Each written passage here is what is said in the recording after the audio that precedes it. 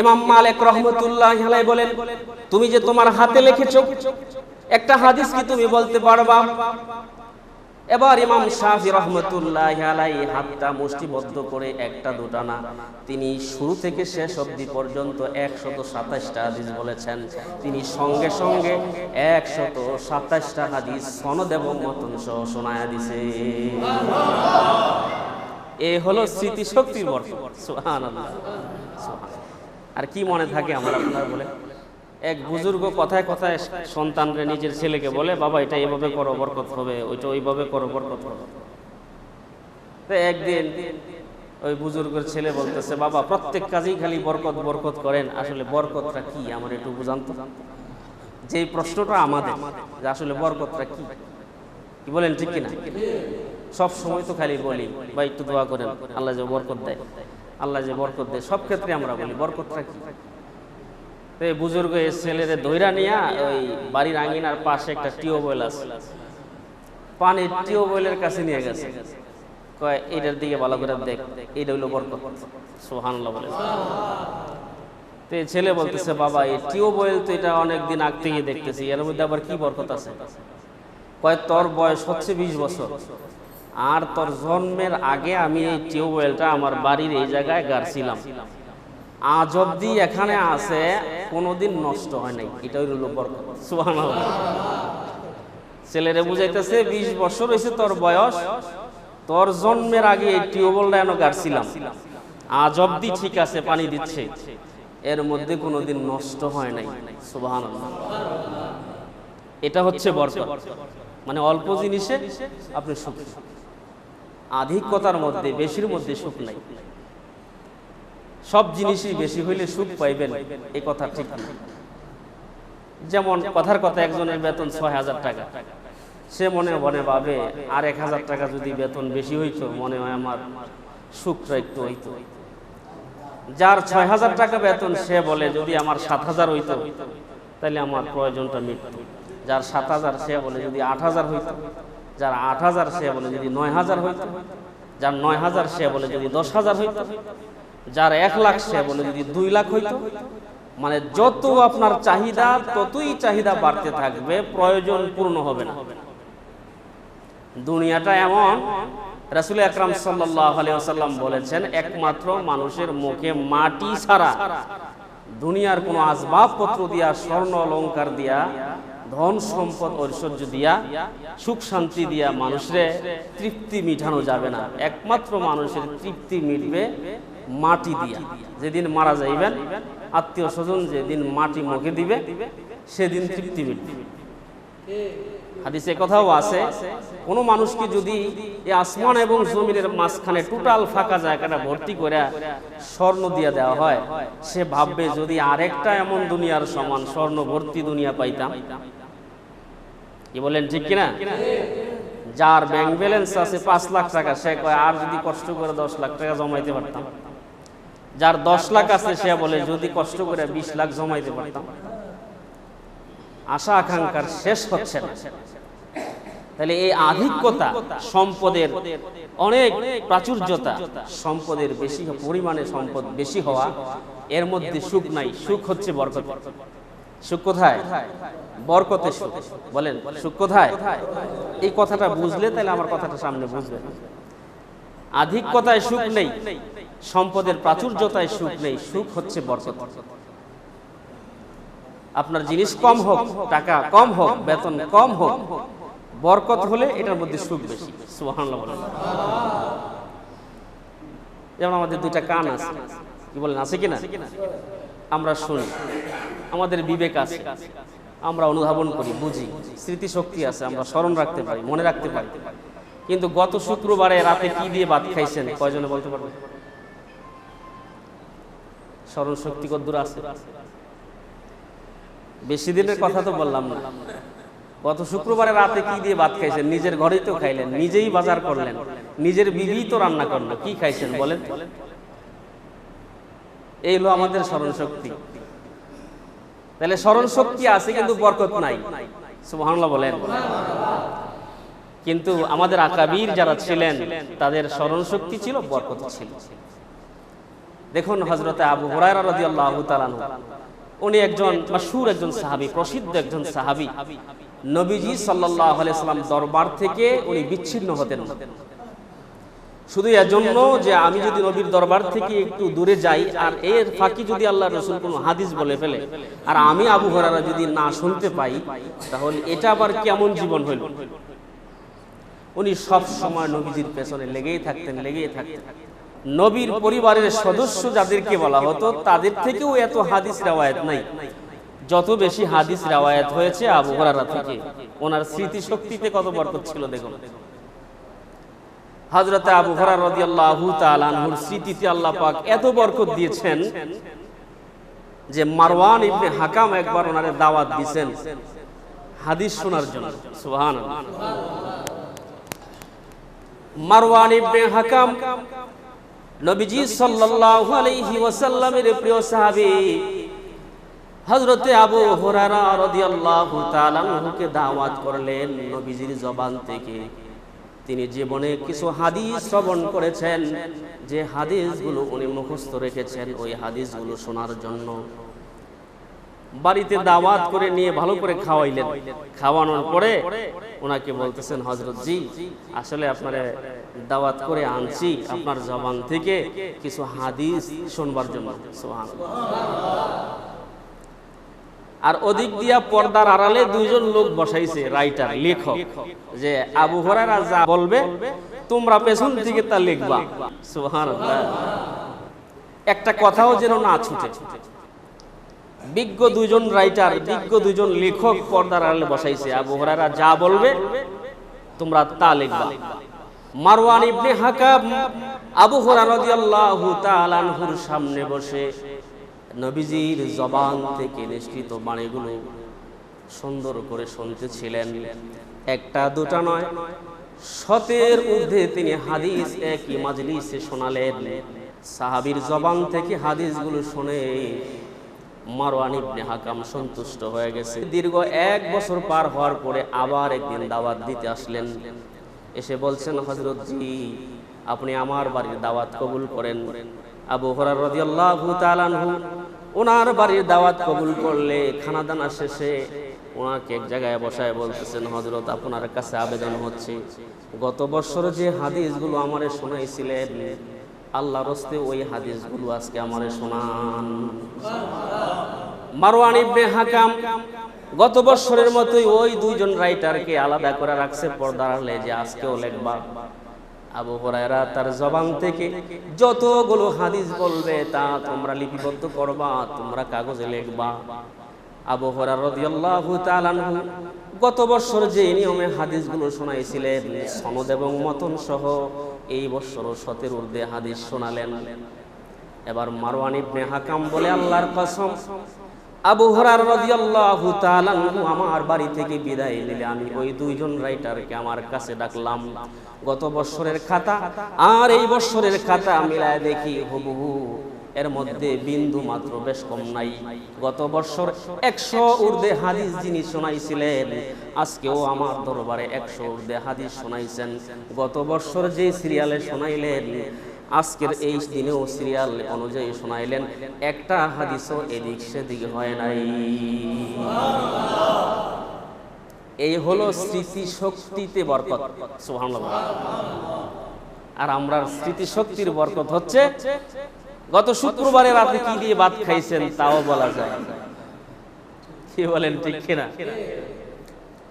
আচ্ছা, এখন এই কথাটা বুঝে থাকলে বলেন, অধিক পরিমাণে বেশি হলে আধিক্যতা হলেই কি লাভ নাকি বরকত হইলে লাভ? এই বলেন, বরকত হইলে লাভ। কি হইলে লাভ? বরকত হইলে লাভ। এই হলো কাসরত আর বরকতের মধ্যে পার্থক্য। কাসরত তো আধিক্যতা, পরিমাণে বেশি হওয়া, আর বরকত হইল অল্প জিনিস কিন্তু এটার মধ্যে আল্লাহ প্রদত্ত নিয়ামতে ভরপুর থাকা। কি বলেন, ঠিক কিনা? তাইলে সাহাবী আবু হুরায়রা রাদিয়াল্লাহু তাআলা আনহুর স্মৃতি শক্তিতে কত পরিমাণ বরকত ছিল। আর আমরাও তো স্মৃতি শক্তি রাখি, কিছু তো মনে থাকে, হ্যাঁ, কিন্তু আমাদের স্মৃতি শক্তি কতদূর? গত জুমায় কি বয়ান করছিলাম আপনাদেরকে জিজ্ঞাসা করলে কেউ বলতেও পারবেন না। যে হুজুর আপনি জানেন আর আপনার আল্লাহ জানেন, কি বয়ান করছেন, কি বলেন ঠিক কিনা? এই স্মৃতিশক্তিতে বরকত। আমার মুসলমান ভাইরা দেখুন, বরকতের বিষয়গুলো আরেকটু বুঝি। ইমামে শাফি রহমতুল্লাহি আলাইহি তিনি মক্কা থেকে সফর করে মদিনায় গেলেন। মদিনায় ছিলেন ইমাম মালিক রহমতুল্লাহি আলাইহি, বড় মাপের আলেম। এই পৃথিবীতে বুখারী মুসলিম লেখার আগে যিনি নবীর হাদিস কলম দিয়ে খাতায় লিখেছেন, মানব সমাজের কাছে আল্লাহর রসুলের হাদিসগুলো পেশ করেছেন মানুষের খেদমতে, তিনি সেই ইমাম, যিনি ইমাম মালিক রহমতুল্লাহি আলাইহি। ওনার কিতাবের নাম মুয়াত্তা মালিক। একজন তুখোর পর্যায়ের বক্তা, বর্ষিয়ান বক্তা, মিম্বরে বসে বসে তিনি বয়ান করছেন। শুধু বয়ানই না, তিনি তার জবান থেকে শুধু ক্বালা ক্বালা রাসূলুল্লাহ সাল্লাল্লাহু আলাইহি ওয়াসাল্লাম এইভাবে হাদিসগুলো বর্ণনা করছেন। ইমাম শাফি রহমতুল্লাহি আলাইহি বলে, মসজিদে নববীর ভিতরে যতগুলো ছাত্র ছিল সবার হাতে খাতা কলম ছিল। ইমাম সাহেব ইমাম মালিক রহমতুল্লাহি আলাইহি হাদিস বলেন, আর ছাত্ররা হাদিস সাথে সাথে কলম দিয়ে খাতায় লিখে ফেলেন। কিন্তু আমি তো মুসাফির বেশে গেছি, আমার হাতে ছিল না কলম, আমার হাতে ছিল না খাতা। যার হাতে খাতা কলম নাই সে লিখবে কিভাবে?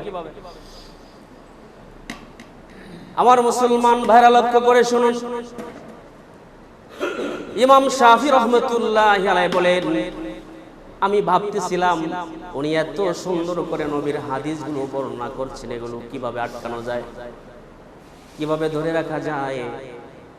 আস্তে করে আমার পাশে একটা ছোট্ট একটা কুটা পাইলাম, কুটা ধরেন না একটা লাঠির টুকরা, অনেক সময় কাছে পাইলাম এটা মুখে দেই না, কি বলেন দেই কিনা?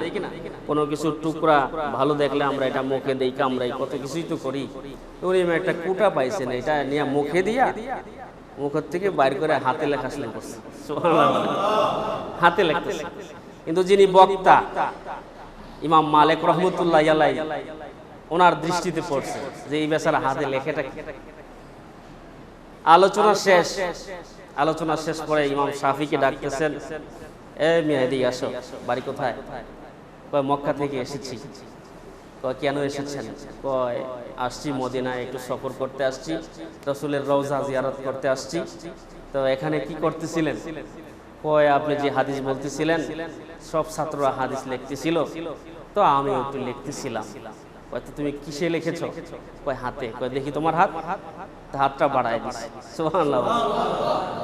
ইমাম শাফি রহমতুল্লাহি আলাইহি হাত বাড়ায় দিছে। এখন মালিক রহমতুল্লাহ দেখে হাতে তো কিছু নাই। আচ্ছা হাতে লেখছে কি দিয়া? কলম দিয়া? বলেন, একটু আগে তো বললাম কি দিয়া লেখছে, একটা খড় কুটা দিয়া মুখের ভিতরে দিয়া লেখছে। এখন হাত দেখাইছে, হাতে তো কিছু নাই। মালিক রহমতুল্লাহি আলাইহি বলে, মিয়া তোমার পুরোটা হাতই তো খালি, কোনো কিছুই তো তুমি লেখো নাই। কয় হুজুর লিখেছি, মুখের আর্দ্রতা দিয়ে লিখেছি, শুকায় গেছে। মুখের আর্দ্রতা দিয়ে লেখছি তো শুকায় গেছে, কি করা? কয় এটা তো হাদিসের সাথে তোমার এটা কেমন জানি হাদিসের সাথে আদবের খেলাপ হইল না? সবাই হাদিস লেখছে, তুমি শুনতা, আর এখন তুমি হাতে লেখছো, লেখাও তোমার নাই। তুমি কি একটা হাদিস বলতে পারবা? কয় যদি অনুমতি দেন। সুবহানাল্লাহ বলেন। ইমাম মালিক রাহমাতুল্লাহি আলাইহি বলেন, তুমি যে তোমার হাতে লিখেছো একটা হাদিস কি তুমি বলতে পারবা? এবার ইমাম শাফি রাহমাতুল্লাহি আলাইহি হাতটা মুষ্টিবদ্ধ করে একটা দুটা না, তিনি শুরু থেকে শেষ অবধি পর্যন্ত 127টা হাদিস বলেছেন। তিনি সঙ্গে সঙ্গে 127টা হাদিস সনদ এবং মতন সহ শোনায়া দিছে। এই হলো স্মৃতিশক্তির বরকত। সুবহানাল্লাহ। আর কি মনে থাকে আমার আপনার? বলে আমার আপনার কি মনে থাকে? এ হলো স্মৃতিশক্তির বরকত। আমার মুসলমান ভাইরা, এই হলো আমাদের আকাবিরদের স্মৃতিশক্তির বরকত। আল্লাহ ওয়ালাদের মাঝে স্মৃতিশক্তি ছিল, তবে স্মৃতিশক্তির মাঝে এত বরকত ছিল, জীবনে যা শুনতেন তাই মনে রাখতে পারতেন, জীবনে যা শুনতেন তাই স্মৃতিতে ধরে রাখতে পারতেন। আবু রাওয়াহা নামক এক ব্যক্তি, যিনি বড় মুহাদ্দিস ছিলেন, ওনার দর্শে একজন ছাত্র সব সময় আসা যাওয়া করত। ওই ছাত্রটা আবার নতুন বিয়ে করছে। তো একদিন বাড়িতে আসছে, রাত্র হয়ে গেছে বেশি। ঘরের বিবি একটু বায়না ধরছে যে তোমার জন্য সন্ধ্যা থেকে অপেক্ষা করতেছিলাম, আর তুমি এত রাতে বাড়িতে আসছো। আরে আমি তো ওস্তাদের দর্শে গেছিলাম হাদিস শোনার জন্য, আমি তো আমার সময়টা নষ্ট করি না, আমি অযথা কাটাই নাই, আমি হাদিস শুনেছি। মহিলাটা রাগে কয় তোমার ওস্তাদে কসু জানে। এবার বেচারার তো রাগ উঠছে বেশি, নিজের ওস্তাদরে যখন এই কথা কইছে রাগ উঠবে না? তখন রাগের মাথায় বলে ফেলছে আমার ওস্তাদের যদি 1 লক্ষ হাদিস মুখস্থ না থাকে তাহলে তুমি 3 তালাক। ঘটনা গেছে, মাথা নষ্ট, বউরে 3 তালাক দিয়ে লাইছে। এখন সকালবেলা বিবি কয় কাজটা তো খুব খারাপ করলেন, রাগের মাথায় যে 3 তালাক দিলেন, শর্ত তো একটা দিছিলেন যে আমার ওস্তাদের যদি 1 লক্ষ হাদিস মুখস্থ না থাকে তো ওস্তাদের কাছে যান, যাইয়া দেখেন মুখস্থ আসেনি। ওস্তাদের কাছে গিয়ে ঘটনা শোনালেন যে ওস্তাদজি এই ঘটনা তো হয়ে গেছে। ওস্তাদ মুচকি হাসতেছে, সুবহানাল্লাহ বলেন। ওস্তাদ আবু রাওয়াহা বলেন ছাত্র শোনো, তোমাদের প্রত্যেকের কাছে সূরাতুল ফাতিহা যেমনি ভাবে মুখস্থ আছে, আমি ওস্তাদজির কাছে 1 লক্ষর চাইতে বেশি হাদিস এই সূরা ফাতিহার চাইতে আরো বেশি করে মুখস্থ আছে। এই হলো স্মৃতিশক্তি। আর স্মৃতিশক্তির বরকত বলেন সুবহানাল্লাহ। আমরা তো খালি সম্পদে বরকত চাই, আমরা মাল ধনে বরকত চাই, বাড়ি ঘরে বরকত চাই, চতুর্দিকে বরকত চাই, বরকত তো মগর পাই না। কি বলেন ঠিক কিনা? বরকত হারিয়ে গেছে। বরকত পাওয়ার জন্য কি করতে হবে সেটা আল্লাহ কোরআনে বলছেন, সুবহানাল্লাহ বলেন। সূরাতুল আরাফের 96 নম্বর আয়াতে রব্বুল ইজ্জাতুল জালাল পরিষ্কার বলে দিয়েছেন ওয়ালাউ আন্না আহলাল কুরা আমানু ওয়াত্তাকাউ, এলাকার অধিবাসীরা, এই এলাকার লোকেরা যদি ঈমান আনে, কি আনে? ঈমান আনে আর তাকওয়া অবলম্বন করে, লাফাতাহনা আলাইহিম বারাকাতিম মিনাস সামাই ওয়াল আরদ, আমি আল্লাহ আসমান এবং জমিনের বরকতের দরজা তাদের জন্য খুলে দিব। বরকতের দরজা খুলে দিবেন ঈমান আনলে। আরে তো ঈমান তো আছেই, দ্বিতীয়টা নাই, তাকওয়া নাই, পরহেজগারিতা নাই। গুনাহ করলেও আমরা যে পাপ করতেছি পাপকে পাপই মনে করি যে এইভাবেই করতে হয়, চল। কি বলেন ঠিক কিনা?